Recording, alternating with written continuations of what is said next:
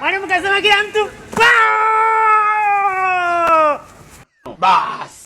Mapicha naona shule baba yako sasa. Unajichukulia mamlaka ya kupiga kengele muda tunasikia. Timekeeper kananiambia nije nigonge, muda umefika. Timekeeper. Sasa hivi saa ngapi? Saa 6:50. Sasa hivi ni saa 4:02. Somo langu umeandika? Naandika mwalimu. Nionyeshe. Wewe mapicha unajifanya una akili sana. Sasa leo nataka kunyooshe. Unafanya hebu toa nini? Subiri. Daftari. Tulia. Daftari hilo. Tulia kwanza. Wewe hili nini? Hili jipya hilo. Jipya mwalimu hilo. Mwalimu sio yangu.